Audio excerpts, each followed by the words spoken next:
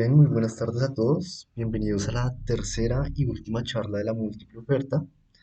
Entonces, bueno, el día de hoy nos va a acompañar en el área de mercadeo, una vez más el grupo Mentor. El día de hoy estará con nosotros Brian Lugo y Laura Prieto. Entonces, bueno, bienvenidos, muchísimas gracias por estar acá con nosotros. Muy buenas tardes, Camilo, ¿cómo estás? Muy bien, gracias. Bueno, entonces, antes de empezar ya la charla como tal, les voy a dar lo que son las píldoras del día, ¿vale? Y va a haber una pequeña intervención acerca de los resultados de lo que fue la encuesta de percepción de la semana pasada, ¿vale? Entonces, entonces como píldoras del día tenemos principalmente lo que es la infografía. Entonces ya como pues se les ha dicho a todos ustedes, esta infografía es la primera actividad que se tiene del curso y pues bueno, la entrega, el día de entrega se tiene para este miércoles máximo a la medianoche. ¿Listo? Entonces ustedes deben ingresar al Moodle en la fase de inspiración y allí encontrarán dónde subir su infografía. Entonces acá hay dos opciones. Entonces lo primero es que si ustedes realizaron una infografía interactiva y utilizaron algún medio, no sé, electrónico, alguna página, y entonces tienen un link donde se encuentra su infografía, lo que deben hacer es en un Word, ustedes agregan este link, agregan como quiénes son los integrantes del grupo, al igual que cuál es el código representativo. En caso de que ustedes hayan hecho por alguna razón una infografía estática, pueden subir el PDF con su infografía, ¿vale? Entonces, para que lo tengan presente. Por otro lado, les recuerdo que la presentación de estas infografías está para el día 7 de octubre, es decir, el siguiente miércoles, en cada uno de los horarios de clase. Bueno, por otro lado, tenemos lo que es la encuesta de percepción de la charla de la múltiple oferta del día de hoy. Entonces, esta la vamos a habilitar desde las 8 p.m. y va a estar hasta el día de mañana, a las 8 de la noche también. Esto entonces va a estar disponible esas 24 horas para que todos puedan ingresar y pues contarnos un poco acerca de la percepción que tienen de la charla del día de hoy. Por otro lado, también les cuento que ya como segundo entregable se viene lo que es el primer avance del informe escrito. Entonces, este avance se encuentra programado para el 14 de octubre y para que ustedes vayan revisando de una vez un poco acerca del contenido que debe tener este informe escrito, ya se les ha habilitado en el Moodle en la semana 7 de la fase de inspiración, lo que es la guía en la que ustedes pueden encontrar los diferentes ítems que se les pide pues tengan su entrega, entonces para que lo revisen y pues vayan adelantando esto. Entonces, no sé si tienen preguntas acerca de estas píldoras. Si tienen preguntas pueden escribir por el chat o abrir el micrófono, está bien. Disculpe, buenas tardes.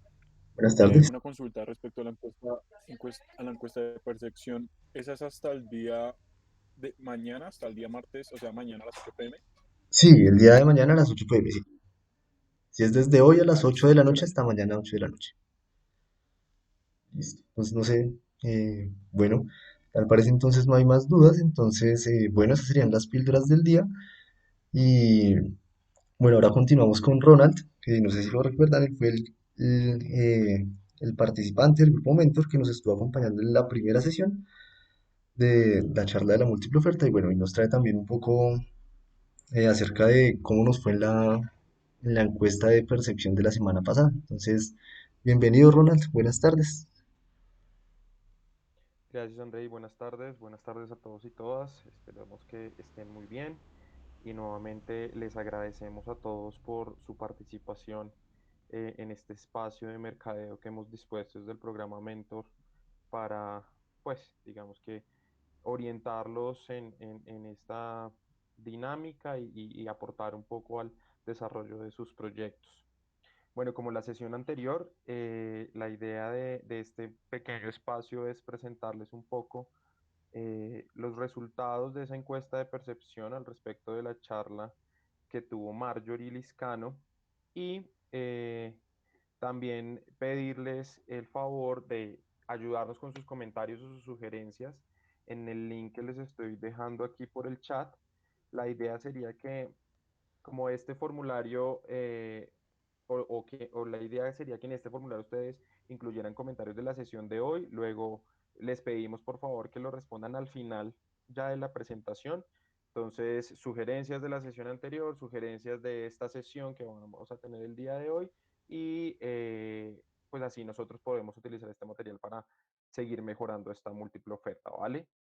Entonces, al respecto de el espacio que tuvieron con Marjorie, les compartimos estos resultados de la encuesta al respecto de las temáticas y la dinámica de la sesión. Del 100% de los que participaron en la misma, 74% están completamente de acuerdo en que las temáticas trabajadas y la dinámica de la sesión fue la más adecuada.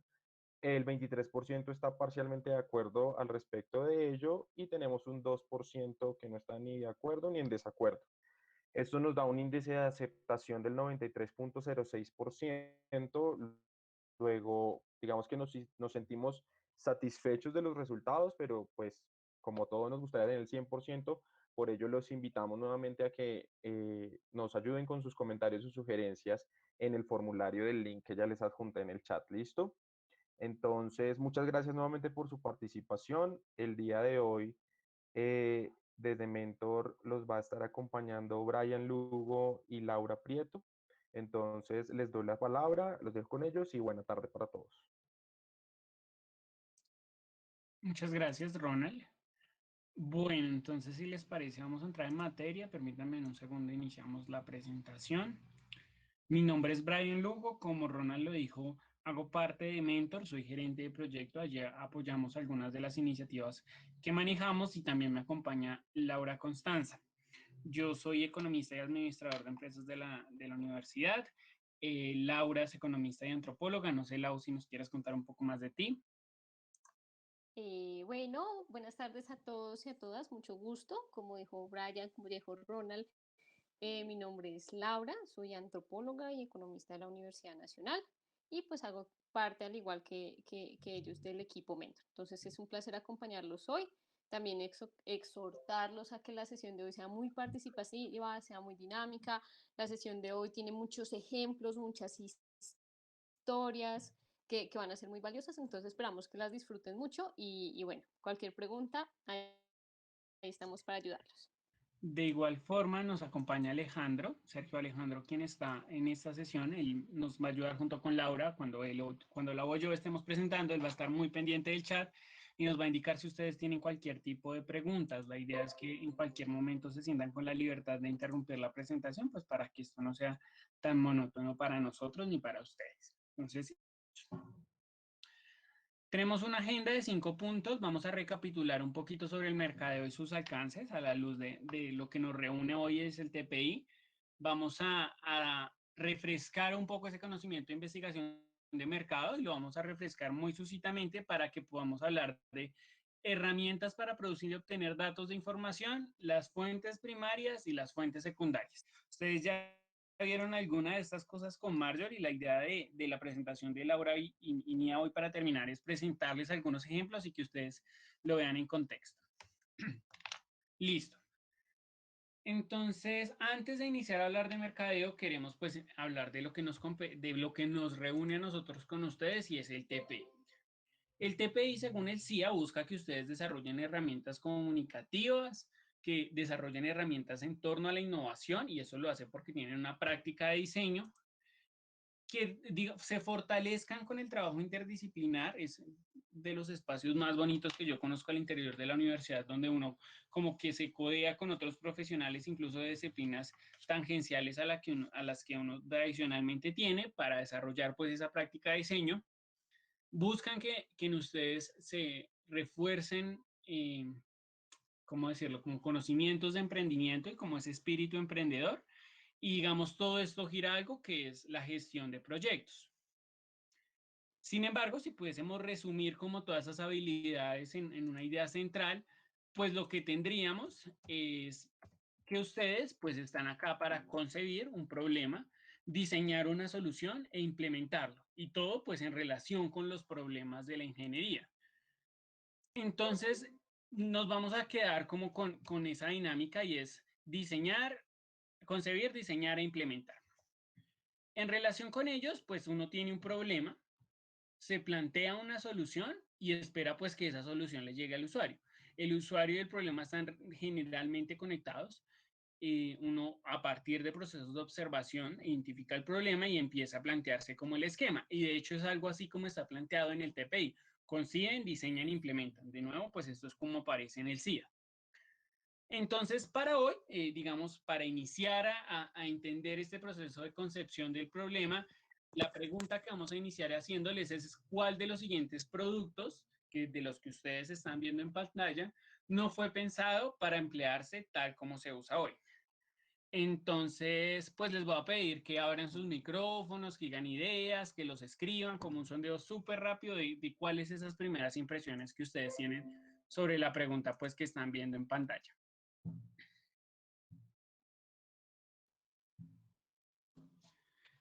El Viagra, bien, ¿quién da más?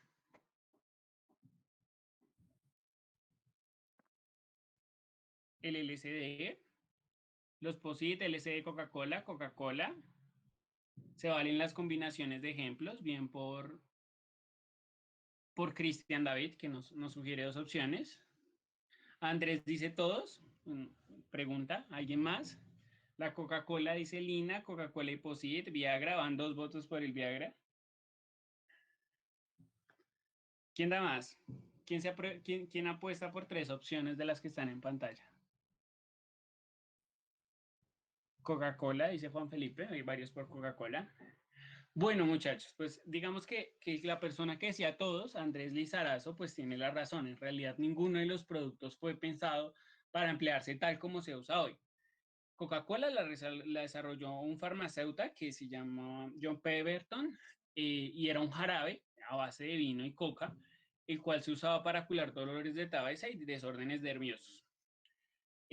Los POSIT, una persona que se llamaba Spencer Silver desarrolló un pegamento que tenía una aplicación que él buscaba fuera aeronáutica. Entonces él quería un pegante que yo lo pudiera pegar y despegar fácilmente para las aplicaciones en la industria de la aviación. Sin embargo, aunque él desarrolló esta idea por allá en 1930, solo hasta 1968, una persona que era diferente a Spencer Silver vio que ese pegamento estaba ahí, que nunca se había usado y que había muchas ideas y que podía servir para las POSIT, y aunque había sido pensado para la industria aeronáutica, pues se transformó en las noticas que muchos hoy usamos. En relación con el Viagra, yo creo que esta historia quizás algunos de ustedes las han escuchado, tiene esta película. Unos científicos del hospital de Morrison desarrollaron un medicamento que lo que quería era aliviar la sangre de la presión arterial para las personas que sufren hipertensión. Fundamentalmente una enfermedad que se llama angina de pecho. Sin embargo, cuando se empezó a vender el mercado, sí se identificó durante los protocolos de desarrollo, pues de que producía erecciones, pero solo hasta que se lanza empiezan a darse cuenta que mucha gente lo está comprando y es porque ahora pues se utiliza como potenciador sexual. Y pues el SD Hoffman desarrolló pues este químico porque él estaba investigando las propiedades químicas para hallar un medicamento. Sin embargo, pues mientras probaba pues las propiedades químicas, se dio cuenta que tenía propiedades alucinógenas y pues ahora pues el LSD se usa como una sustancia psicotrópica. Entonces, pues ustedes se preguntarán cuál es la relación entre concebir, diseñar e implementar estos problemas. Y pues lo que nosotros hoy queremos explicarles es que estos productos finalmente llegaron al mercado porque hubo allí un proceso de eureka que no hubo cuando se concibió, se diseñó y se implementó. Entonces, mientras teníamos en esta gráfica que ustedes veían una relación unidireccional, cuando se da el eureka, que si se pudiese llamar así, o sea, ese proceso de cambio de abordar un problema y de percepción conceptual sobre el mismo, y aplicamos el mercadeo para cuestiones que tienen que ver con productos, pues ya las direcciones que eran unidireccional pasan a ser bidireccionales. Es decir, yo tenía un problema y tenía un usuario, pero en ese proceso de retroalimentación, tanto la solución y el usuario se hablan, yo digamos, toda la relación del conjunto de los 3 elementos pasa a ser abierta y ya no existe ese escalafón como se presentaba en el TPI.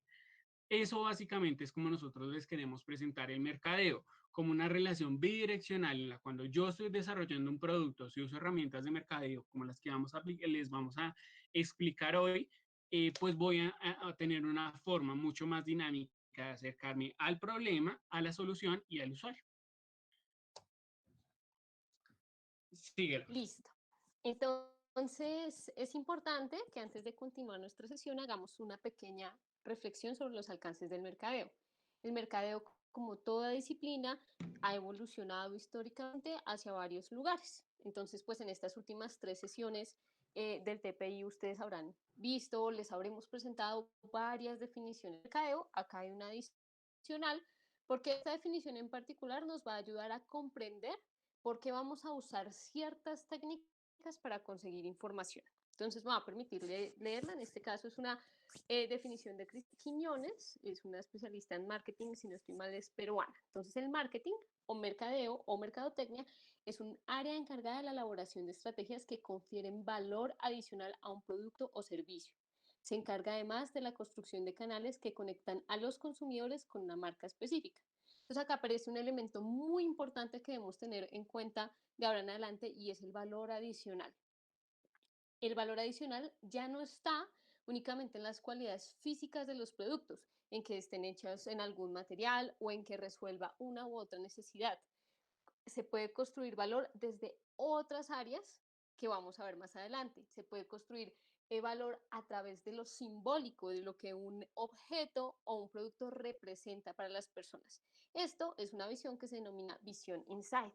En esta visión, lo que hace el mercadeo o mercadotecnia es tratar de encontrar ciertos valores, ciertos principios, ciertas cosas muy íntimas en la sociedad y en la cultura que permitan conectar a las personas con una marca o con un producto. Entonces acá aparece un elemento muy importante sobre el cual vamos a reflexionar a lo largo de toda la sesión y es el símbolo, lo que un objeto puede representar para una persona. Podemos seguir, Brian, a la siguiente. Entonces, bueno, como les decía, el mercadeo ha tenido una evolución. Inicialmente, los seres humanos se concebían como homo economicus. Un homo economicus es un ser humano completamente racional que toma decisiones calculando costo-beneficio y por ende va a consumir o va a tomar la decisión que le represente mayor beneficio. Sin embargo, esta nueva concepción que comenzamos a revisar concibe al ser humano como un ser humano emocional, es decir, que sus decisiones están basadas en las emociones, en la forma en que concibe, en que representa el mundo. Entonces, ahí aparecen unas nuevas técnicas que nos van a ayudar a obtener este tipo de información que parece un poco más encriptada o más enredada que lo que podría ser un sencillo cálculo de costo-beneficio. Entonces, por eso, Mario ya les mencionaba en la sesión pasada unas técnicas como la entrevista, como los grupos focales, que ayudan a comenzar a entrar en este mundo de los códigos, de los símbolos, de las representaciones, que va a ser muy valioso a la hora de hacer mercado. Listo, podemos seguir en la siguiente. Entonces, para que veamos un poco la importancia de esto que les vengo mencionando, de los símbolos, de las emociones, hay un ejemplo, no sé si alguno o alguna lo conoce, por favor, si alguien active su micrófono, si cuenta historias mejor que yo, pues adelante, y si no, pues ahorita se las cuento yo. ¿Alguno o alguna conoce esta historia de la New Coke?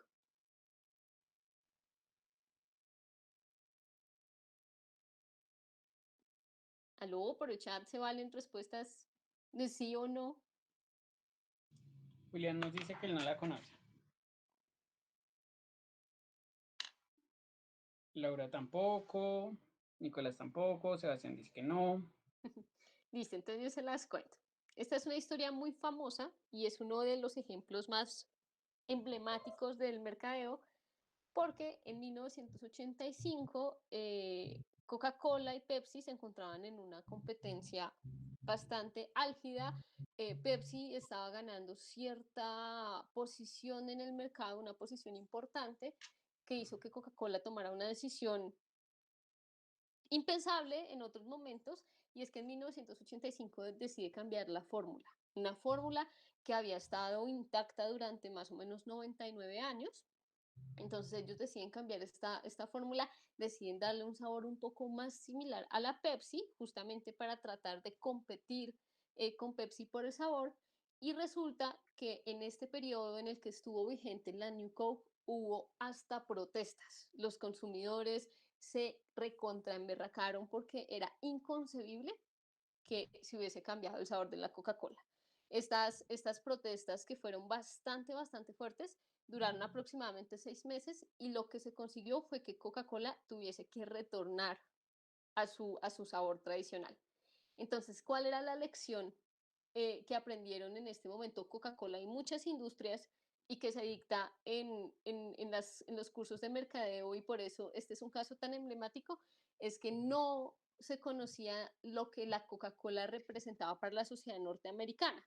Y era que la Coca-Cola representaba tradición, representaba patriotismo, y en esa medida cambiar el sabor de la Coca-Cola representaba cambiar algo que simbolizaba justamente una identidad nacional.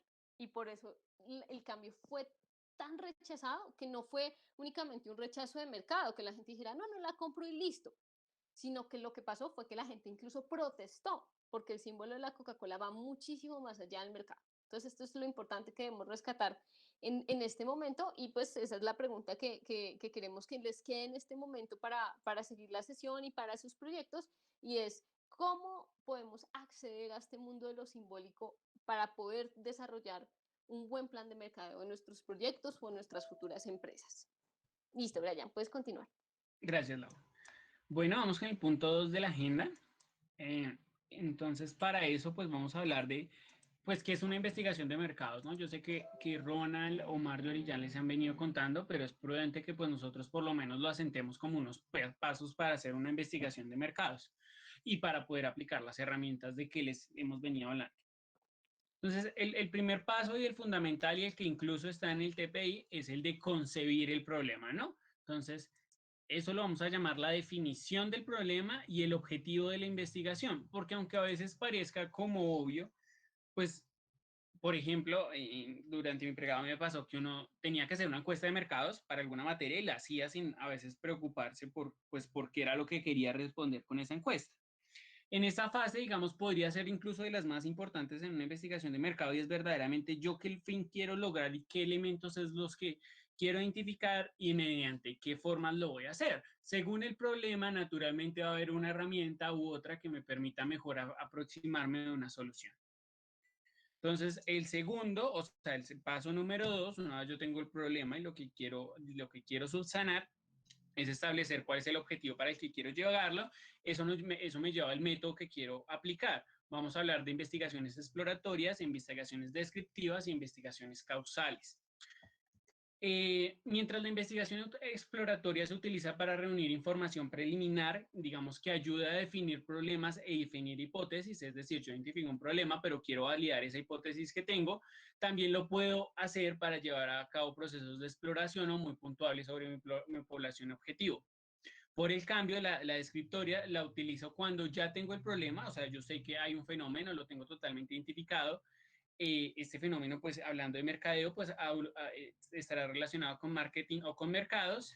No quiero indagar las causas, es decir, yo ya sé más o menos por qué está pasando el problema, eh, eh, pero quiero identificar es cómo se describe ese problema, o sea, por qué está pasando lo que está pasando.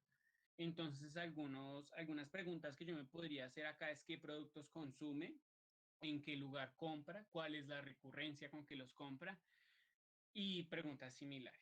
La investigación causal ya pues toma los dos elementos anteriores. Ustedes veían que uno buscaba como explorar la hipótesis y validarla, el otro solo se centraba en las causas, pues la causal quiere encontrar una relación causa y efecto. Entonces, eh, preguntas como ¿dónde debe ir un producto ubicado en el dentro de un supermercado?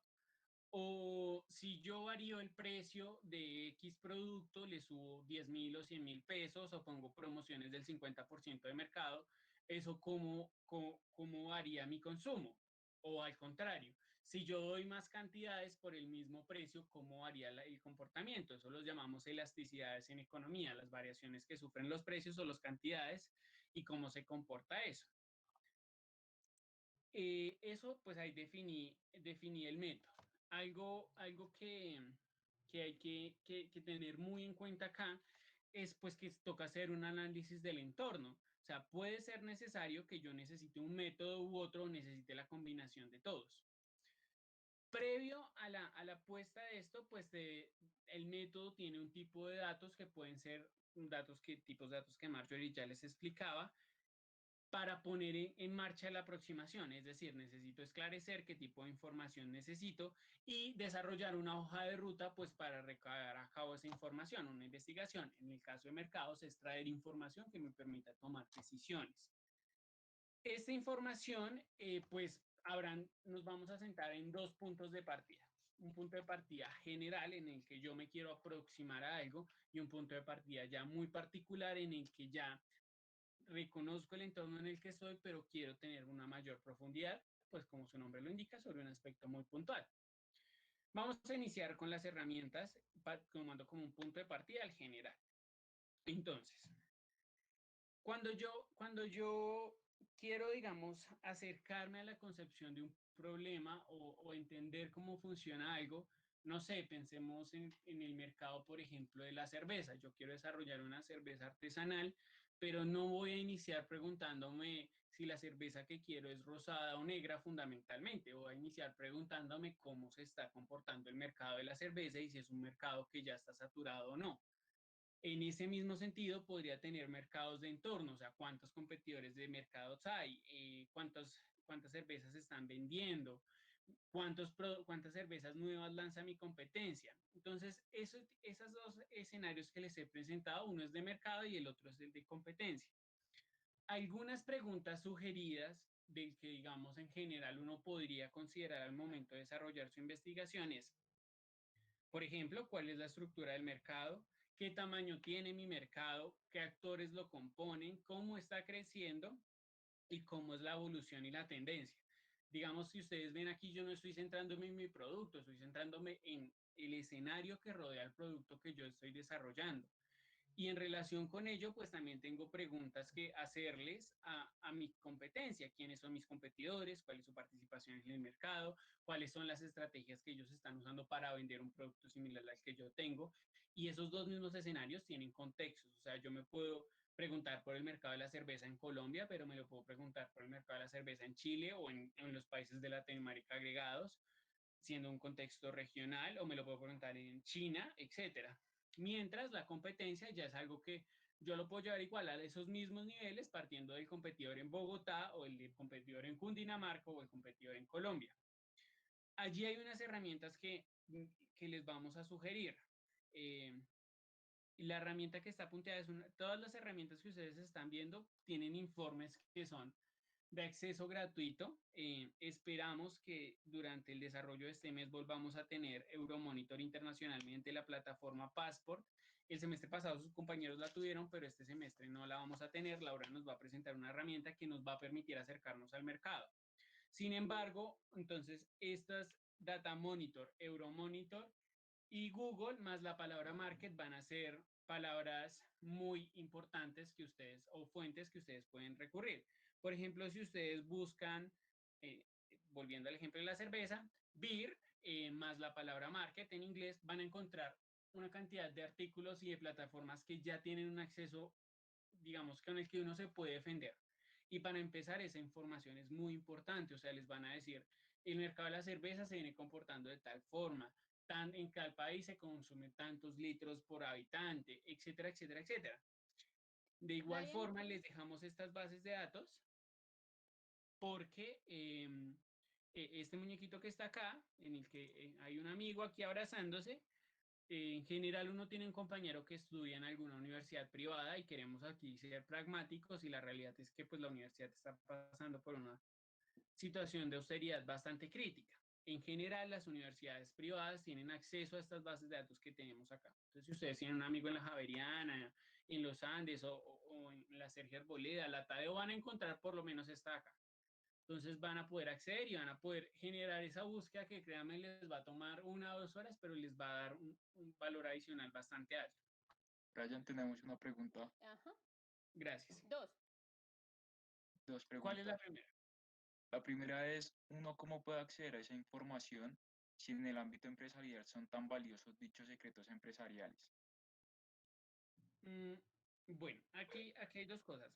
Uno de sus compañeros, tengo entendido que cada uno de sus compañeros atiende a varios tipos de esta sesión de la múltiple oferta. Un secreto empresarial se configura cuando una empresa, por ejemplo Coca-Cola, tiene una fórmula. Esa fórmula es secreta. Y que sea secreta es porque tiene un valor comercial, es uno de los requisitos, y el segundo es que la empresa toma los medios para que esa información sea secreta. Entonces, por ejemplo, lo que más conocemos son acuerdos de confidencialidad. En ese sentido, lo que estas plataformas les presentan no es esa información de secreto industrial que reviste información sensible. Lo que estas plataformas se dedican es mediante fuentes de información secundarias, lo que ellas hacen es centralizar la información. Entonces, cogen los reportes de las mayores empresas productoras de cerveza que hay por cada país y esos reportes los agrupan y llegan a tener una media sobre cuántos litros de cerveza consume una persona. Por ejemplo, esta información en general no es de carácter sensible, es netamente descriptiva de la región. No sé si le respondo a David Castañeda. Sí, sí, más o menos lo tengo claro. Gracias. Listo. Felipe Contreras nos pregunta cuál es la nomenclatura para consultar los artículos. Eh, digamos que cuando yo hubo un tiempo en que dentro de la universidad trabajé haciendo estas investigaciones de mercado para tecnologías de la universidad y en general yo me daba cuenta que la palabra clave que ustedes identifiquen de su emprendimiento, ustedes ya la tienen medianamente clave, más la palabra market y quizás si ustedes quieren agregar aquí el año, es muy útil. Entonces, eh, por ejemplo, hagámoslo con una tecnología. En la universidad cuenta con una tecnología que es NMA, que son neurotransmisores del cerebro. Y uno pensaría pues que eso es un mercado como estrecho. Pero en realidad, si yo escribo NMA más market más un año o más, o busco, por ejemplo, research market o palabras así muy relacionadas con marketing, pero en inglés, la búsqueda en inglés, les van a aparecer informes que son gratuitos y que, por ejemplo, si el del 2019 solo les deja ver el índice, por lo menos el de 2015 les va a dejar ver más información. Creo que asocia referencia a la pregunta de Felipe Contreras cuando hablaba de la nomenclatura, como esos tesauros. Entonces, en el caso de investigación de mercados, market más el año funciona muy bien. ¿Queda claro, Felipe?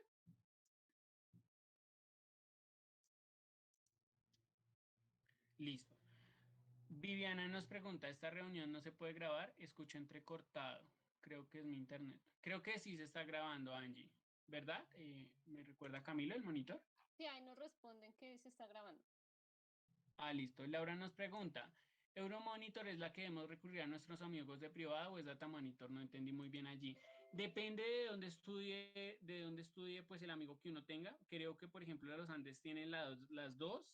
Data Monitor maneja muchos informes gratuitos, pero en general casi todas las privadas tienen Euromonitor. Y les voy a dejar aquí, Euromonitor es una plataforma que tiene muchas bases de datos. A ustedes va a ser muy útil una que se llama Passport.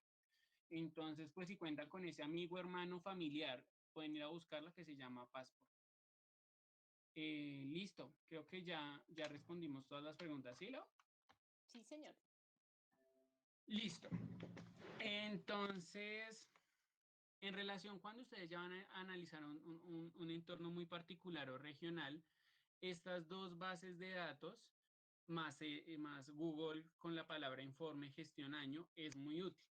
Gestor es una base de datos donde ustedes van a encontrar es una base de datos que tiene la universidad. De hecho, ustedes escriben a la unidad de análisis financiero y ellos les dan un usuario de la Facultad de Ciencias Económicas o la Superintendencia de Sociedades tiene la misma información que Gestor, solo que Gestor se las procesa.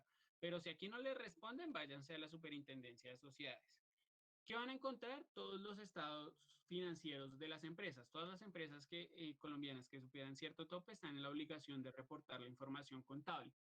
¿Para qué a ustedes les sirve esto? Para identificar empresas líderes en el mercado y su tendencia. Entonces, por ejemplo, si yo quisiera buscar la cerveza, yo voy a la Superintendencia de Sociedades por el código SIU que ustedes buscan, o sea, eso no tiene ciencia, van y buscan SIU cerveza y ahí les va a dar un código, ustedes van a la superintendencia, descargan los estados financieros de las empresas que, digamos, reportan esa actividad comercial y les permite a ustedes graficar ingresos, graficar la estructura de costos, graficar los costos directos e indirectos y les permite acercarse al comportamiento de su mercado. Adicional a eso, de nuevo, el mercado de la cerveza es muy práctico, siempre lo usamos. Si yo, por ejemplo, busco Bavaria, informe de gestión año 2009, me va a arrojar todo un PDF en el que Bavaria cuenta muy pormenorizado y se lo cuenta a sus accionistas. Esto funciona para empresas grandes. ¿Qué fue lo que hizo? ¿Cuáles fueron los lanzamientos que hizo? Por ejemplo, alguna vez lo usé con Nutresa y allí tenían de todo el portafolio de pastas, cómo se comportaba. Entonces, ese tipo de Google, la empresa que quiero más informe de gestión, y eso es una empresa grande que yo ya tengo identificada como que es líder en el mercado, muy útil. De nuevo, Euromonitor presenta herramientas de análisis tanto regionales como globales. Entonces, pues bastante útiles. ¿Alguna otra pregunta hasta el momento? Listo, entonces sigamos. Acá, pues les queremos de nuevo hacer mucho énfasis de Euromonitor, Passport. ¿Y qué es Passport? Pues es una herramienta de investigación de mercados. Passport es la herramienta que les decimos que vayan a buscar. Sin embargo, para el día de hoy les vamos a presentar una herramienta que es gratuita, que no tiene las ventajas que tiene Euromonitor, pero que va a ser muy útil. Entonces, Lau, si quieres, pues te doy paso. Listo, claro que sí. Les voy a presentar mi pantalla. Si quieren, ustedes también ponen doble su pantalla y vamos haciendo un ejercicio exploratorio con la plataforma que vamos a revisar hoy. Se llama el Atlas de Complejidad Económica. Entonces, para ingresar es suficiente con que en Google pongan Atlas de Complejidad Económica y es la primera página que les va a aparecer. Yo la tengo acá abierta. Por favor, me confirman si ven mi pantalla. Sí la podemos ver, Lau. Ok, entonces mientras ustedes entran, sería muy valioso que hicieran el ejercicio porque después cuando uno no lo hace y va a explorar la plataforma no es igual. Entonces, bueno, el Atlas de Complejidad Económica es una base de datos creada por la Universidad de Harvard. Lo que nos va a permitir ver esta herramienta es principalmente datos económicos de muchos países del mundo. En este caso, pues nos vamos a centrar en datos económicos de Colombia y va a hacer mucho énfasis en unos términos o en un concepto que se llama la complejidad económica. La complejidad económica es un concepto que nos permite saber cuánto conocimiento pone un país en la producción de sus bienes y esto nos va a permitir identificar oportunidades del mercado y hacer un análisis sobre nuestro entorno y nuestros competidores, específicamente si estamos compitiendo con productos y productores extranjeros y en esa medida pues con productos que sean importados. Entonces, tenemos varias posibilidades. En este caso vamos a irnos por esta, que son los perfiles de países, que nos va a permitir ver una gran cantidad de información de Colombia de su dinámica de importaciones y exportaciones. Listo, entonces por acá buscamos el país que queremos evaluar. Y bueno, lo que vamos a tener inicialmente es una descripción sobre el perfil del país. Esto es muy importante cuando uno comienza a hacer una investigación de mercados, porque uno debe analizar tanto el macroentorno, que está marcado por las variables macroeconómicas del país que nos van a decir cómo el país se está comportando económicamente y qué tan viable es realizar inversiones en este país. Y pues el segundo paso es ir como un embudo. Entonces uno hace ese análisis del macroentorno y después se desplaza hacia el análisis del microentorno. El análisis del microentorno se puede hacer desde dos perspectivas. Una muy cuantitativa, muy de los datos, de las estadísticas, utilizando fuentes como les mencionaba Brian. Passport es una fuente que nos da muchos de esos datos estadísticos. Y pues la otra fuente que vamos a abordar a continuación, después de este ejercicio, es la parte ya de los estudios a través de entrevistas, de grupos focales, la parte de lo que hablábamos al inicio de la sesión y es el símbolo. Entonces acá inicialmente podemos saber más o menos cuál es el Producto Interno Bruto per cápita. Acá nos dice que en Colombia se posiciona en el puesto 67 de 133 países estudiados. que Colombia tiene 49,6 millones de habitantes y pues este ingreso per cápita es de 6.667, me imagino que es millones de dólares. También nos comunica que este crecimiento económico está muy relacionado con los que les comentaba anteriormente de la complejidad económica. En este caso, particularmente para Colombia, no se ve tan claro el, el crecimiento económico y su correlación con el índice de complejidad económica, pero en teoría lo que sucede es que entre más diversificado esté un país, entre más cosas produzca y entre más complejidad tengan esos productos que produce el país, mayor crecimiento económico va a haber. Entonces, lo que nos dice en este momento es como empresarios es importante y una oportunidad muy valiosa es comenzar a producir productos con mucho valor agregado y con mucho conocimiento incluido.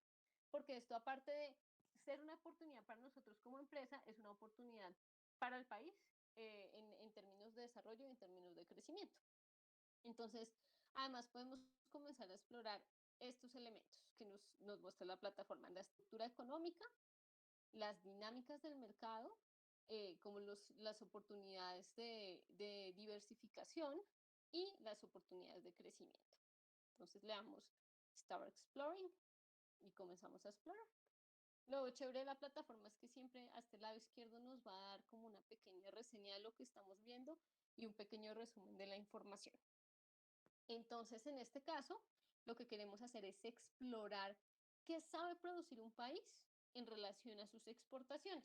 Entonces, un país, si bien no todo lo que produce se exporta, sí podemos saber en qué condiciones de complejidad está la canasta de bienes que produce el país. En el caso de Colombia es un poco difícil, es un poco triste, porque vemos una gran concentración de la producción y de las exportaciones en todo lo que tiene que ver con la industria de minerales, especialmente en el petróleo. Eso es lo que ha jalonado la economía del país en los últimos años y precisamente desde el 2015 que hubo esta caída en los precios del petróleo, pues la economía ha estado muy tambaleante y en esa medida, pues acá nos está botando unos datos muy importantes sobre de qué depende la economía del país. Vemos también un crecimiento, yo creo que este es de los últimos 5 años, del sector de servicios, especialmente del turismo, y pues yo creo que esto ha permanecido estático en los últimos años, es toda la parte de agricultura. Y ya esto muy pequeñito, pues vemos los químicos, vemos los carros, vemos la industria textil, por acá vemos los electrónicos. Entonces, ¿qué nos dice esta información? Que Colombia es un país concentrado en la producción de cosas que tienen muy poca complejidad y muy poco valor agregado. Ahí seguimos observando una gran oportunidad. Quería mostrarles algo, pero no lo podemos ver en esa interfaz, pero denme un segundo y ya lo miramos. Lo podemos ver en esta. Esta parte nos permite estudiar la contraparte, que también nos va a dar muchos elementos sobre el comportamiento económico del país y son las importaciones. Entonces,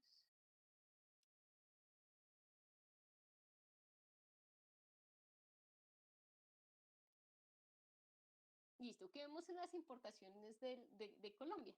Que un poco nos refuerza un panorama triste en términos económicos y de comercio exterior para el país, y es que Colombia importa una gran diversidad de cosas, porque el país no las produce. En esa medida, vemos de nuevo oportunidades de mercado. Todo lo que el país importa, si nosotros lo podemos producir y lo podemos producir más económico, representa una gran oportunidad para el país.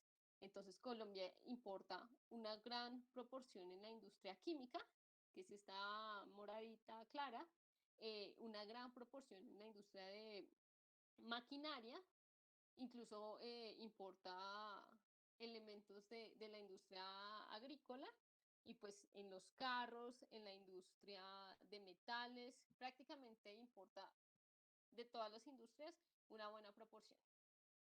Eso hace que el país tenga un comportamiento negativo en algo que se conoce como la balanza comercial, es decir, que el país importa muchísimo más de lo que exporta y esas importaciones son muy diversificadas.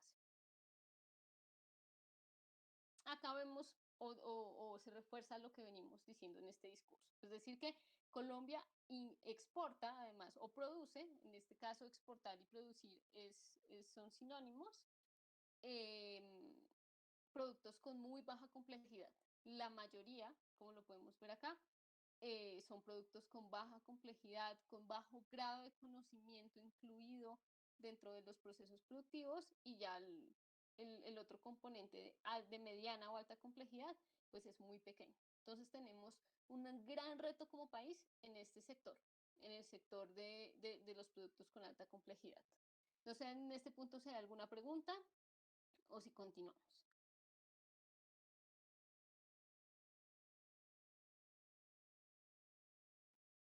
¿Aló, me escuchan? Sí, lo te escuchamos.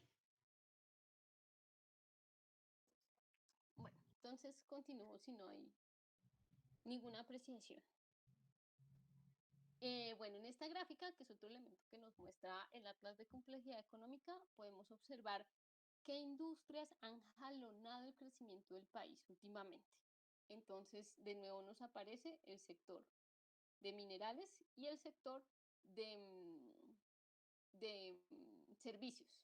Vemos que son unos productos y unos servicios de complejidad media, pues que en este sector no, realmente esto no impulsa el crecimiento económico del país cuando es lo que debería, porque esto puede generar algo que en economía se conoce como la enfermedad holandesa, y es decir, que cuando un país se concentra en la producción de estos bienes, lo que va a hacer es deteriorar estos. Y una vez este boom minero energético se termine, pues este sector va a estar con muchas dificultades para desarrollarse. Este es nuestro reto como estudiantes, este es nuestro reto en el TPI y es nuestro reto como empresarios. Listo, por acá vemos también cómo se han comportado cada uno de estas industrias en cuanto al crecimiento o al impulso del crecimiento económico. Acá vemos de nuevo que el volumen de exportaciones siempre ha estado concentrado en la industria minero-energética, y Colombia en otras industrias como los servicios, como los electrónicos, como la maquinaria, ha tenido una dinámica realmente muy pobre. No me voy a concentrar en esto porque el centro de este taller es la próxima diapositiva, bueno, no, la próxima después de esta. Y es ahí donde que hiciéramos un ejercicio más profundo. Entonces, en esta también nos muestra cuáles son los nuevos productos que se han incorporado a la canasta productiva, a la canasta de exportación del país. Vemos que son muy pocos, es decir, que Colombia ha tenido una baja diversificación en los últimos, si no estoy mal, serán los últimos 5 años. Y bueno, acá es donde podemos observar realmente las oportunidades que todo lo anterior representa, es decir, las oportunidades que el país tiene para diversificarse. Esta es la explicación de la gráfica, y la gráfica para Colombia es la siguiente. Los puntos de colores muestran lo que el país produce y lo que el país exporta.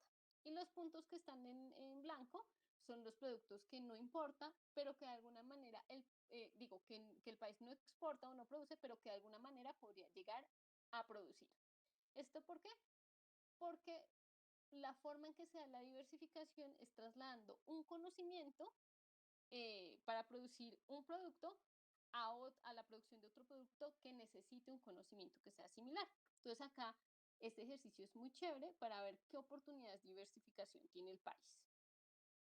Por ejemplo, miremos acá en la industria química en este punto. Nos dice, este es la producción de algunos polímeros, y dice que se puede diversificar hacia este punto, que es el de acá. No sé si alguien me ayuda con la traducción de este término porque no se me viene a la mente. Shaft.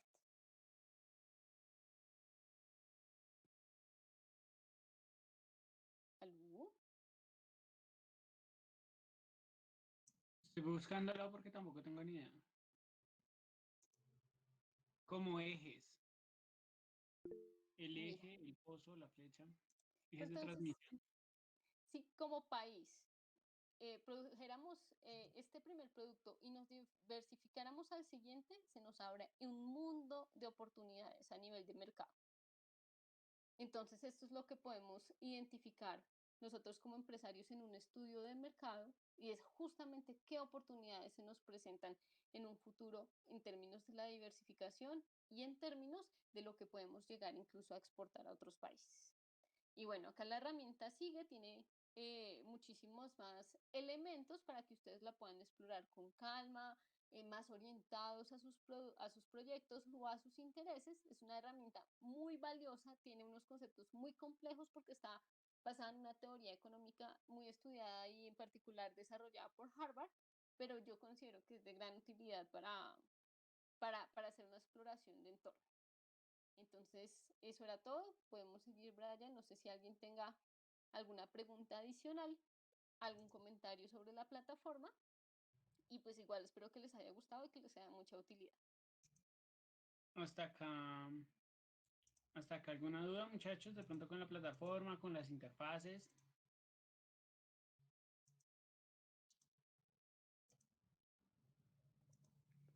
Bueno, listo. Entonces, sigamos. Digamos que estas primeras herramientas que veíamos desde lo general, pues se traducen en unos beneficios. O sea, uno desgastarse el tiempo buscando el atlas que nos presentaba Lau, o mirando los estados financieros, o mirando el comportamiento de un mercado, el comportamiento de un producto, pues se traduce en un valor agregado. Nosotros aquí presentamos por lo menos tres herramientas. El primero es el conocimiento estratégico para la toma de decisiones, es decir, saber que la información otorga poder y en términos de mercado ese poder es el toma de decisiones de hacia dónde me debo dirigir y qué pasos puedo dar con mayor firmeza y de no estar improvisando decisiones que si bien nunca vamos a tener información suficiente, pues nos permite no ir a ciegas. Segundo, me permite replantearme y reenfocar ciertas decisiones que he tomado. De repente lanzar una cerveza sí es una buena idea en un mercado tan competitivo, un atributo en general, una estrategia, un canal para comunicarme, la forma de interactuar. Y eso pues está muy relacionado con los productos y las estrategias que estoy pensando para la posible solución que ustedes ya vienen trabajando. En general, estos elementos a ustedes les van a otorgar una mejor posición de negociación y eso es credibilidad. ¿Y credibilidad ante quién? Ante sus profesores que los van a evaluar con la materia, ante los jurados que hacen parte al finalizar el TPI, ante inversionistas, si ustedes ven en este proyecto verdaderamente una oportunidad de emprendimiento y pues muy chévere que así sea, o incluso haters o personas que lo único que quieren ver es fracasar su idea. Entonces esas personas, cuando ustedes empiezan a conocer el entorno global del mercado, pues van a tener un discurso mucho más sólido.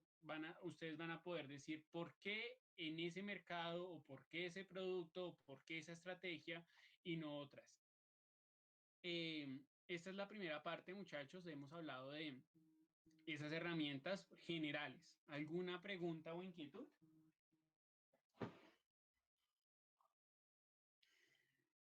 Bueno, muchachos, como nosotros sabemos que en general las clases virtuales pues son desgastantes, lo que vamos a hacer es que vamos a dar 3 minutos para que se dispersen, para que respondan el mensaje de Instagram o si tienen preguntas para que no las hagan y vamos a retomar dentro de 3 o 4 minutos.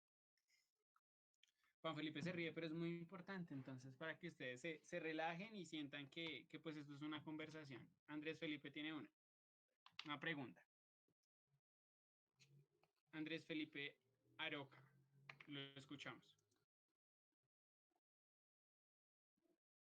¿Dónde se pueden ver las grabaciones? Nos pregunta Andrés. No sé si Camilo nos puede ayudar a responder.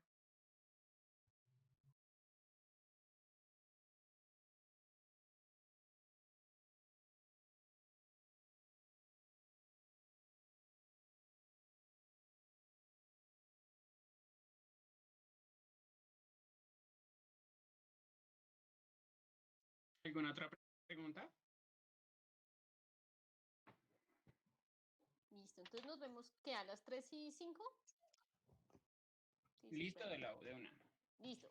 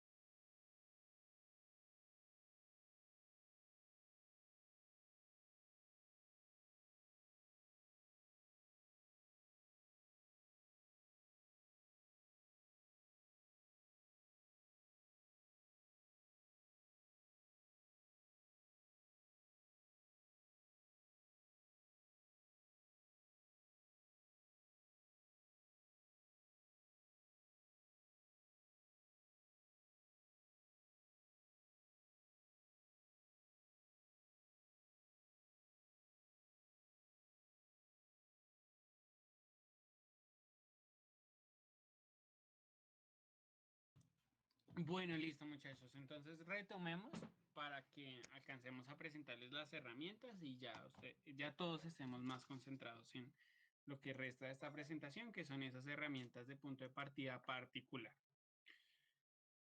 ¿Me escuchan bien, Lau? ¿Me escuchan? Sí, sí te escuchamos. Listo, sigamos pues. Entonces, mientras en las herramientas globales o generales buscábamos pues un entorno regional o un entorno de contexto, pues cuando ya nos acercamos a un punto de partida muy particular, las fuentes de exploración serán principalmente primarias. No nos vamos a detener en este punto porque son conceptos pues que Marjorie ya explicó.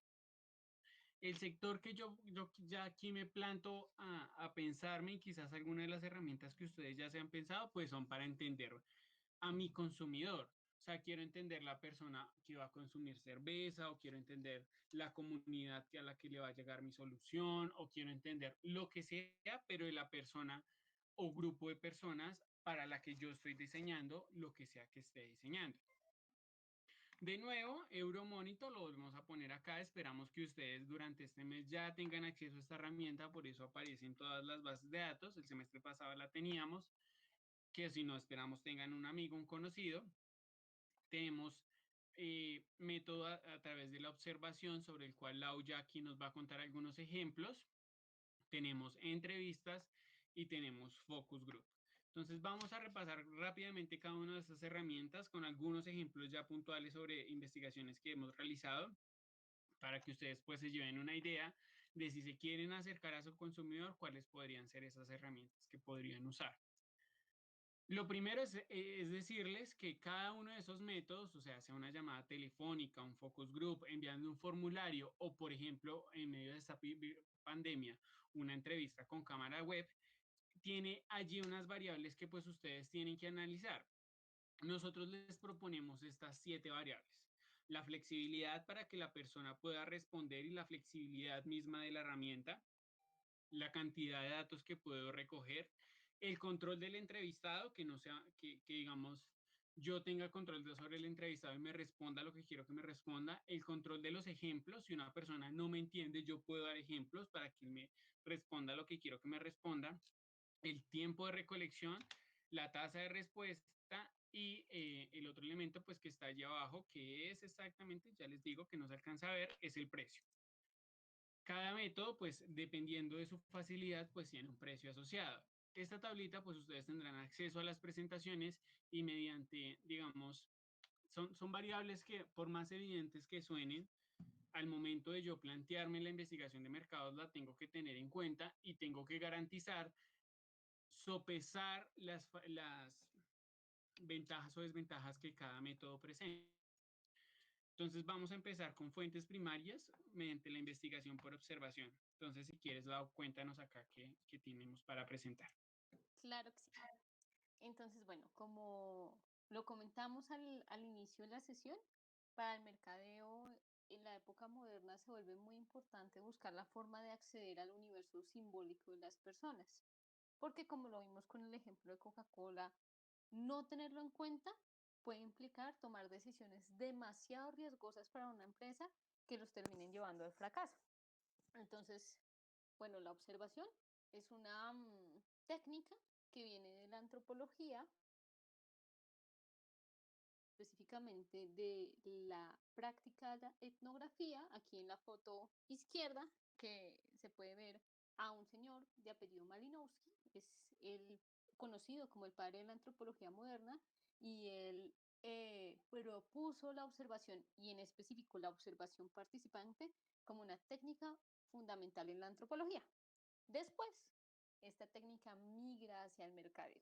Migra hacia el mercado como muchas de otras disciplinas, de la antropología, de la psicología, de la economía, de múltiples disciplinas. El mercado se alimenta para poder desarrollar unas técnicas que sean muy fuertes y que permitan justamente acceder a mucha información que va a minimizar el riesgo de tomar decisiones. Entonces, bueno, inicialmente en la antropología se observa la cultura para explicar por qué hay comunidades que son diferentes a la nuestra, y ahora se observa la cultura para tomar decisiones y para actuar en el mercado. Entonces, podemos seguir, Brian, por favor. tenemos varios tipos de observaciones. Les decía que Malinowski era el padre de la observación participante. Entonces, si hay una observación participante, hay una observación no participante. Esta distinción también es de vieja data, porque, como les digo, si Malinowski inventó más o menos en el siglo XIX, a principios del siglo XX, la técnica de la observación participante, pues previamente existía esa no participante. La no participante viene de una antropología que se conocía como la antropología de escritorio, en donde los observadores tenían que ser distantes de todo porque estaban haciendo ciencia y no podían involucrarse de ninguna manera con lo que estaban observando. Entonces tenían que estar distantes y poder registrar en un diario de campo las cosas que pasaban y poder explicarlas justamente con esa distancia del científico. Pero la participante lo que nos dice es que si bien la observación no participante es útil, no funciona en ocasiones tan bien, porque el investigador debe involucrarse de forma tal con lo que sea que esté estudiando que le permita entender tanto a nivel situacional lo que esté pasando, como a nivel emocional lo que está pasando. Y eso solamente lo puede lograr si se involucra con la investigación. Entonces, por ejemplo, un ejemplo que se ve en el mercado de observación no participante es que hay personas que se posicionan en una vitrina en un supermercado, ellos buscan una posición estratégica, una posición que les permita tener mucho poder de observación y lo que miran es a la gente comprando un determinado producto. Entonces ahí tratan de deducir por qué una persona selecciona un producto o no otro y también, por ejemplo, quién influencia la decisión final de compra. Entonces, si va de pronto una señora o una señor con su hijo o con su hija y de pronto va a coger un producto en la vitrina, pero el hijo o la hija le dice, no, no, no, yo quiero este. Muchas veces, como les decía Marjorie, el usuario final de un producto no es necesariamente quien lo compra. Entonces, sí hay muchas decisiones en el mercado que están influenciadas no por quien paga, no por quien realiza en sí la transacción, sino por un agente externo. Todo eso lo podemos deducir a partir de la observación. Podemos continuar, Brian.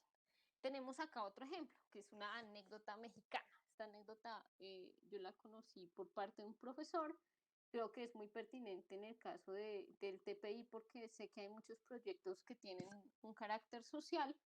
Este proyecto fue un proyecto que se llevó a cabo con comunidades indígenas en México y lo que se buscó o lo que se hizo fue llevarles una semilla de maíz que estaba modificada genéticamente para que fuese una semilla más sana, no tuviese problemas como con algunas plagas o con algunas enfermedades de la planta y también que fuese una semilla que generara un maíz más productivo, más grande.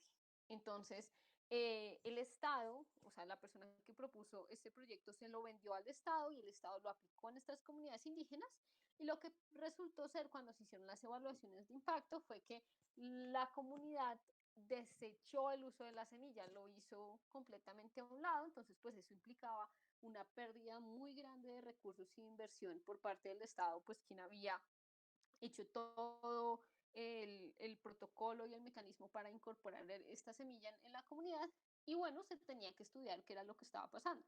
Entonces contrataron a varios científicos, a varios observadores que tuvieron que realizar un estudio para identificar qué era lo que había pasado y se dieron cuenta a través de la observación participante que lo que pasaba con esta semilla era que su sabor era muy distinto al sabor tradicional del maíz que cultivaba esta comunidad indígena. Entonces, como ellos utilizaban este maíz para hacer tortillas, las tortillas quedaban con un sabor rarísimo, entonces sencillamente se desechó. Ese no era el sabor al que estaba acostumbrado la comunidad, no era el sabor que le gustaba y por eso se tuvo que haber una experimentación muy grande que implicó una pérdida de recursos y una pérdida de inversión por no haber hecho esos estudios, en este caso de mercadeo. Bueno, podemos seguir con la siguiente.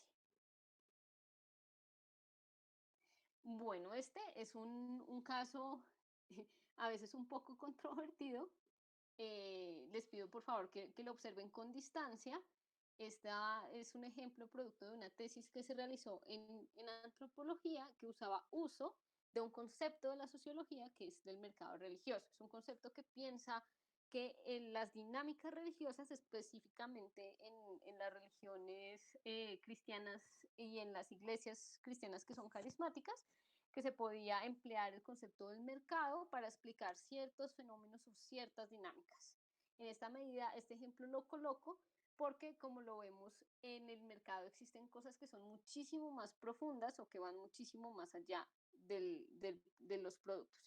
En este caso, lo que les quiero mostrar es el protocolo de observación que se diseñó para esta investigación, que aplica mucho en el caso de que ustedes quieran hacer una investigación de mercados, aplica mucho para que ustedes sepan cómo diseñar ese protocolo. Entonces, bueno, acá nos dice que observar es mirar algo con mucha atención y detenimiento para adquirir algún conocimiento sobre el comportamiento y sus características. Esto nos describe la observación no participante. Entonces, acá enseguida encontramos una explicación de por qué es importante la observación en este proyecto en específico y acá habla de la observación no participante, por ejemplo. Esta es importante para plantear preguntas que permitan orientar la investigación y diseñar estratégicas y formas de registro para la producción de datos más específicos.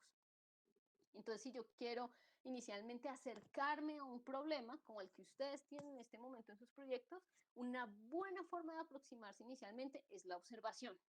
Con la observación, ustedes pueden comenzar a orientar y pueden preguntarse qué tipo de datos quiero tener y cómo puedo adquirirlos. En este caso, seguimos con la observación. Las otras dos técnicas que se proponen son la observación sistemática y la observación participante. La observación sistemática se caracteriza, sé que es un tipo que no les mencioné antes, pero pues es bueno que lo conozcan, se caracteriza por su forma de registro. Entonces, esta observación sistemática por lo general necesita que uno diseñe unos instrumentos para poder registrar cosas que observa.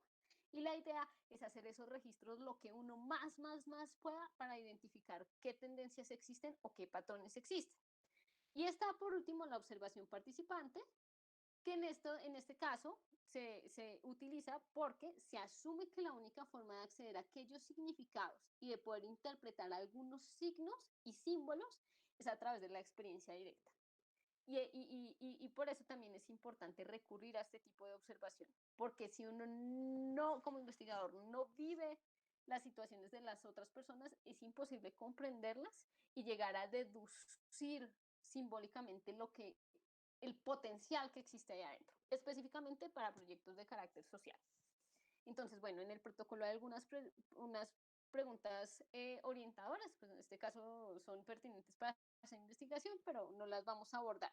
Encontramos algunas formas de registro que son específicas para la observación sistemática. Entonces, en este caso, una de las cosas que se querían observar eran las emociones de las personas en ciertos eventos religiosos. Entonces, se creó una matriz que creo que está más abajito, Brian, si quieres bajar, que ahí está la explicación, aunque pues los que tengan las diapositivas podrían acceder al protocolo si quieren diseñar alguno para sus proyectos, pero una matriz, no, creo que está más abajo.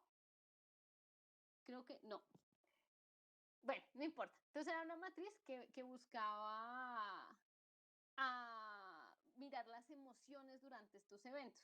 Entonces, la matriz tenía todas las emociones que se podían, con esa matriz creo que se construyó esta herramienta. Esa matriz tenía todas las emociones que una persona pudiese sentir y que uno identificaba a partir de la observación. Entonces, llanto, risa, baile, bueno, otras cosas, emociones y como gestos del cuerpo. Y lo que uno hacía era marcar palitos o marcar X donde veía esa emoción y en qué momento la veía para poder después procesar y decir, acá en este evento hay como una cosa emocional muy fuerte y la gente va de 0 a 1.000.000 en sus emociones y por eso es tan sensibilizante. Bueno, ese es un ejemplo. Listo, Brian, creo que ya podemos seguir. Y seguimos con ¿qué es este? ¿La entrevista o la encuesta? Tienes el micrófono cerrado, Brian. Gracias, Lau. A continuación, vamos a ver investigación por encuestas. Digamos, es una de las herramientas que uno como estudiante y en medio de la pandemia quizás pueda aplicar con mayor fuerza. Les vamos a presentar una encuesta que se hizo con esta cervecería que está funcionando actualmente. Entonces, pues, algunos tips para en general una encuesta. Lo primero es revisar los objetivos de la investigación y con los objetivos es verdaderamente qué información quiero recabar y en qué momento, como lo señalábamos anteriormente. Desarrollar una metodología, en qué formas voy a estructurar las preguntas, cuáles son el tipo de preguntas que quiero desarrollar. La metodología puede ir, por ejemplo, desde primero le voy a preguntar a las personas sobre los gustos que quiero capturar y voy a dejar hasta el final las preguntas ya que relacionadas con las personas. Algunas personas, por ejemplo, no sé, el teléfono, la facultad, preguntas que son como rutinarias se pueden dejar hasta el final según la metodología que uno enseñe. Diseñar el cuestionario es muy útil y es muy útil foguearlo con personas asociadas. Entonces, preguntarse no entre las personas del equipo, sino preguntarle a un compañero que esté, de que lo responda, a ver si esa primera respuesta verdaderamente me permite obtener la información que quiero. Las encuestas deben buscarse que no sean largas, se vuelve tedioso y fastidioso hacer una encuesta larga, sintetizar al máximo las preguntas, lo cual debe estar muy conectado con los objetivos de la investigación. Y por último, pues ofrecer una recompensa. Digamos que como estudiantes, uno todo el tiempo y en especial al final del semestre, a ustedes les toca antes ver este tipo de cosas de encuestas y poner siempre un incentivo relacionado con el producto o cualquier cosa, pues es muy, muy, muy satisfactorio para la persona que valora que quiere dar su opinión, pero que también tiene la oportunidad, pues, de ganarse algo. Es importante, digamos, para que una encuesta tenga validez, pues aclarar un método estadístico sobre el tamaño de la muestra que tiene que tener. Y de igual forma, donde yo postee la encuesta, pues eso implica unos sesgos a la misma. Si yo solo pongo la encuesta en MyEF, pues ahí ya hay un sesgo de estudiantes universitarios en su mayoría, que en su mayoría son estudiantes de una universidad pública, o si diferente si la coloco en una página de la distrital o si la coloco en la página de los Andes, ese tipo de sesgos que yo identifico de donde esté poniendo la encuesta, pues va a permitir que de igual forma lo distribuye en diferentes zonas para limitar los sesgos. De nuevo, los métodos estadísticos, pues la mayoría de ustedes son ingenieros, estoy seguro han visto estadística y podrán determinar pues cuándo se debe usar un método estadístico u otro, pero es importante que cuando yo presente los resultados, pues me presente la población por lo menos a la que llegó. Entonces vamos a ver un ejemplo pragmático sobre un formulario y podremos identificar también errores que en su momento se cometieron. Entonces, este es un formulario, tiene 572 respuestas, se publicó en las páginas universitarias de algunas de las ciudades más grandes de Colombia. Hablaba de consumo de cerveza artesanal, le decía a la persona pues que quería que se iba a riflar un litro de aguardiente, que por eso se solicitaba el correo electrónico, el género, por ejemplo, aquí usualmente uno ya ve que se abre una opción a otro y poner la opción de que simplemente no lo quiero dar. Si se recomienda que si ustedes verdaderamente no van a tener productos que difieran entre el género de la persona, que en realidad aquí no sería género sino sexo, pues no es necesario preguntarlo. ¿Cuántos años tiene la persona? Una pregunta abierta. Google Forms permite empezar a limitarlas para que al momento de depurar se acorta. Entonces yo aquí puse que era una respuesta corta, que tenía que ser número, que como es un producto asociado a un producto alcohólico, tiene que responderlo preguntas personas mayores de edad y si no su opinión, pues probablemente no me va a gustar. La ciudad de residencia, algunas opciones de respuesta rápida donde iba a ser publicada, el nivel de educación importante, porque si estamos hablando de cerveza artesanal, verdaderamente quienes consumen cerveza artesanal, si son estudiantes universitarios o quizás son profesionales ya, si han consumido cerveza artesanal, si respondían que no han consumido cerveza artesanal, digamos, se enviaba a finalizar el cuestionario. ¿Cada cuánto consume cerveza artesanal? Esta pregunta empieza, digamos, a permitir, es muy de contexto, a permitir qué tan validera es la opinión de esta persona. Si es una persona que consume cada 2 meses, pues quizás es menos valiosa que una opinión de una persona que es consumidora habitual de cerveza artesanal. Que cuando la consuma, cuánta cerveza ingiera, una persona que consume cada semana y que se toma 2 o 5, pues será diferente a una persona que consuma cada 2 meses. De igual forma, esta pregunta, si yo la entrecruzo, puedo empezar a identificar si la cerveza artesanal, cuando se toma en cantidades o se toma como un proceso que me gusta degustarla.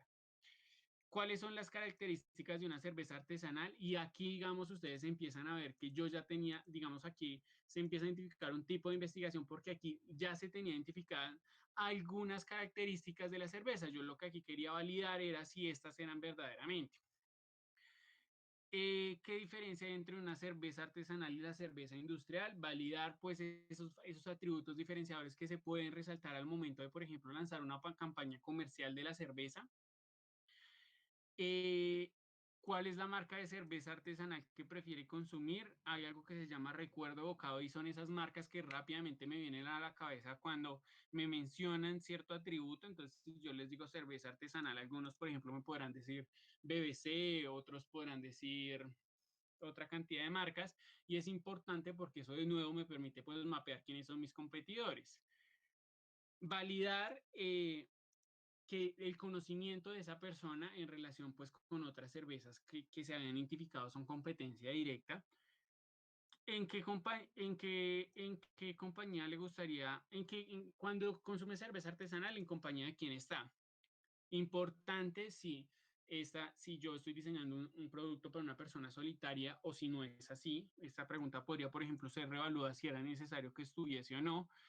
Ciertas herramientas que me gustaría, por ejemplo, validar al momento de hablar de cerveza y entonces acá hay unos atributos y hay estas preguntas tipo Likert funcionan muy bien para priorizar ciertas cosas entre una y la otra. Otra pregunta tipo Likert en relación con esos atributos, como decía Lau, se venden también experiencias que rodean a la cerveza y que yo me voy a preocupar cuando esté buscando el canal de distribución.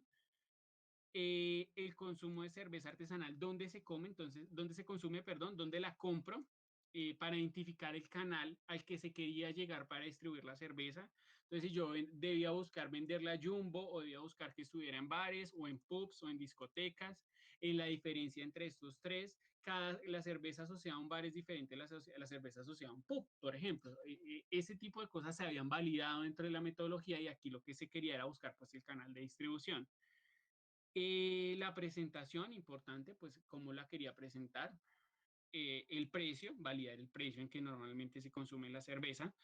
La disposición a pagar, que es diferente lo que la gente paga a lo que está dispuesta a pagar. Y cuando no consumo cerveza artesanal, pues cuáles son los sustitutos del producto. Y ahí daba por terminada la cerveza. De los errores que podemos resaltar de este formulario es, por ejemplo, es un formulario que es largo, hay preguntas que se podrían haber simplificado en una sola. eh, es un formulario que se publicó solo en páginas de universitarios y al finalizar pues surgió la inquietud de si era verdaderamente preguntarle a universitarios o personas ya profesionales. Mientras una póker vale 2.000 pesos o 3.000 pesos, dependiendo de una la consume, pues una cerveza artesanal es más costosa, entonces uno tiene que evaluar si una cerveza de este corte es para un estudiante universitario o es para un estudiante de pública o es un estudiante universitario privada o es un profesional, por ejemplo. Eh, Esto teníamos para contarles en torno pues a esta primera, que es una encuesta y les queríamos presentar este ejemplo pues con los errores que allí se cometieron. Posteriormente, con la misma empresa, pues lo que ya se quería era hacer una investigación, pero más a fondo. Entonces, se diseñó de nuevo un formulario intentando asemejar un focus group, pero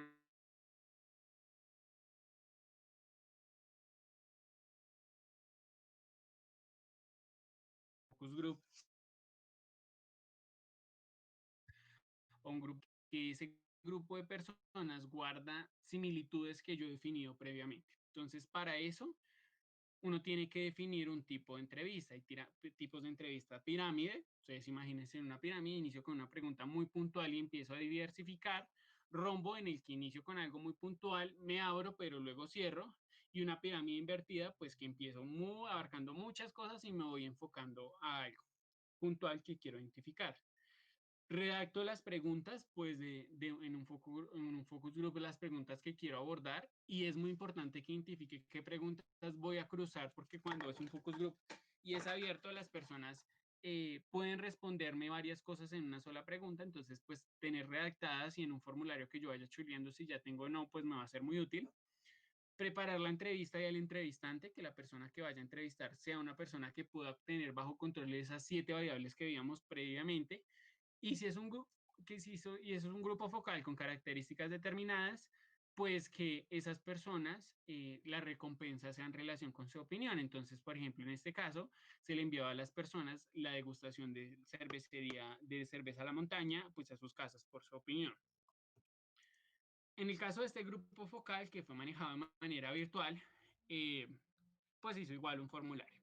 Se obtuvieron 27 respuestas, todas estas personas eran productoras de cerveza artesanal. Todas las preguntas ya se manejan de manera abierta porque acá lo que queremos es recabar la información y entre más nos cuenten mejor. Habían 4 secciones, de nuevo preguntas similares a las anteriores, pero aquí la opinión del público consumidor es diferente a la de este público que era productor. Les preguntábamos cada cuánto consume, qué es una cerveza artesanal para ellos, qué diferencia encuentran. Las mismas preguntas muy relacionadas, pero aquí ya queríamos que las personas nos hablaran. Las motivaciones que los llevan a consumir una cerveza artesanal, las preferencias en torno a cuando están reunidos, eh, preguntas muy similares y preferencias al momento de degustarlas. Lo que se identificó al terminar este focus group fue que fue un focus group desaprovechado verdaderamente. Digamos que se aplicaron los dos en paralelo porque no había tiempo y al aplicar los dos en paralelo, pues se identificó que quizás con la respuesta del formulario anterior se hubieran podido validar respuestas con el formulario más especializado. Errores que uno comete pues por dejar las cosas para el final, pero pues de nuevo la intención de esta parte eran presentarles ejemplos que de verdad sean aplicados con errores que de verdad son, que de verdad pasaron en la universidad y que ustedes tengan en cuenta estos pequeños tips y herramientas que verdaderamente pueden empezar a aplicar en torno a los problemas que ustedes han identificado. Los beneficios de estas herramientas que hemos hallado de forma particular, de nuevo el conocimiento estratégico para la toma de decisiones, el replanteamiento de algo que Ronald les presentaba en la primera sesión, que era la plaza, el precio, el producto y la promoción. Aquí hay 4 elementos que fácilmente cada uno podría dar para un formulario, pero si ustedes identifican, pues pueden hacer preguntas estratégicas para cada uno de estos ítems. La evaluación de estrategias en el corto plazo y en el largo plazo, de qué quiero hacer ahorita para llegar donde voy, y eso pues se traduce en la adquisición de clientes. O sea, si yo identifico mi consumidor, eso es un consumidor feliz y un consumidor feliz se refleja en las ventas. Eso se traduce al final de cuentas es en que lo que ustedes están haciendo pues les permita soñar en grande. O sea, de repente muchos de ustedes están pensando en una solución para una comunidad específica o en un dispositivo para un problema en específico, pero si ustedes abordan la problemática que tienen desde el mercadeo, se van a dar cuenta que esa misma solución puede ser escalable y que el escalarla pues hace que lleguen a muchos más lugares y que la solución verdaderamente sea lucrativa en términos económicos, pero en beneficios sociales. Cuando ustedes escalen la solución, pues le llegan a más personas y empezamos pues todos a soñar en grande. No sé, muchachos, si hasta acá tengan preguntas. Esta segunda parte pues hasta acá llega. Estamos abiertos a las preguntas que ustedes tengan y este es el espacio para ello.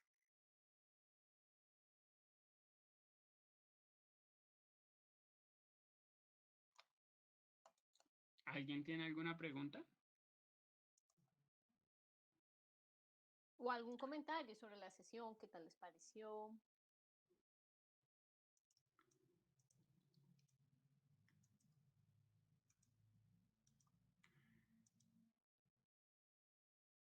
Bueno, muchachos, pues entonces Camilo les hará llegar la presentación, tendrán acceso a ellos, tienen nuestro correo que está pues en este momento en pantalla, cualquier inquietud no duden en escribirlos, abiertos a que sus soluciones pues les lleguen a muchas personas. El TPI, esta semana estábamos en una mesa de trabajo que se sentó del COVID, que lidera el TPI, que lidera el propio Alejandro con Innovate, y allí presentaron una iniciativa que inició con ustedes, se presentó en ese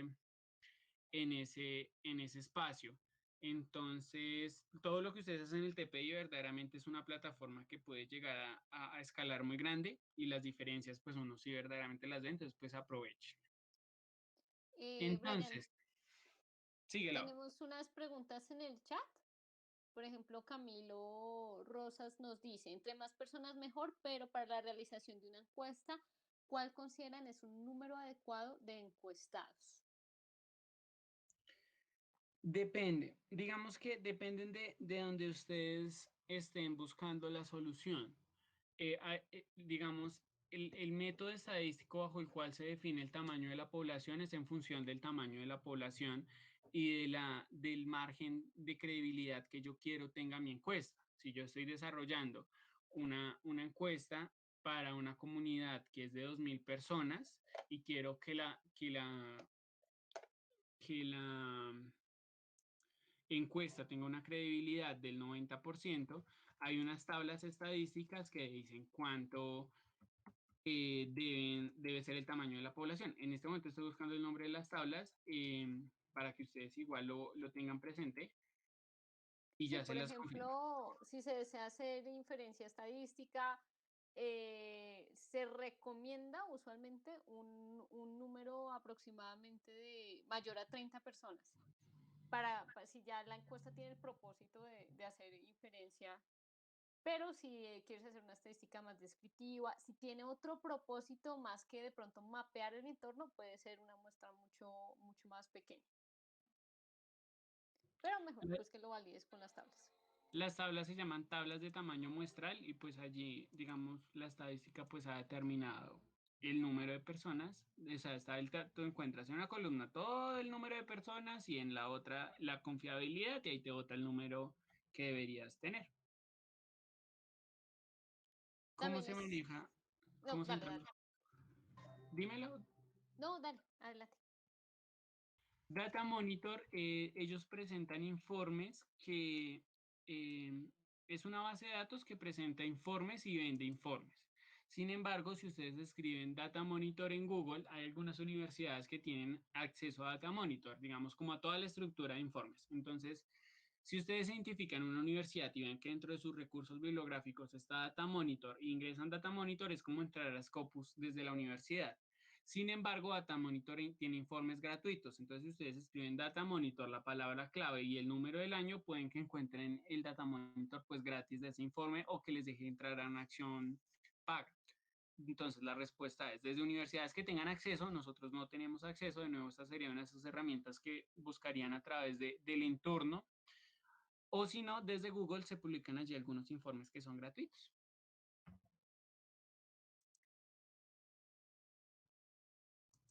¿Alguna otra pregunta, muchachos?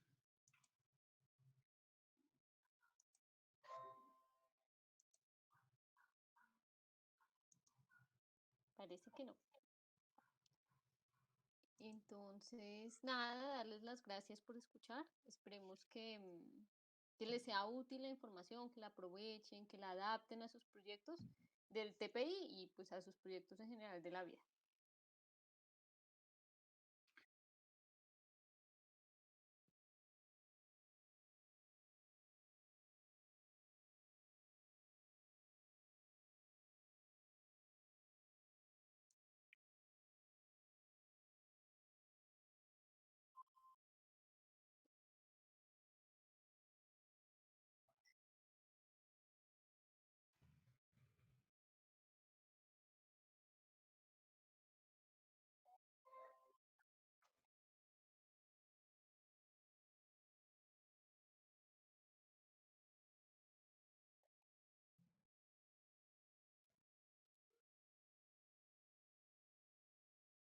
Listo, muchachos.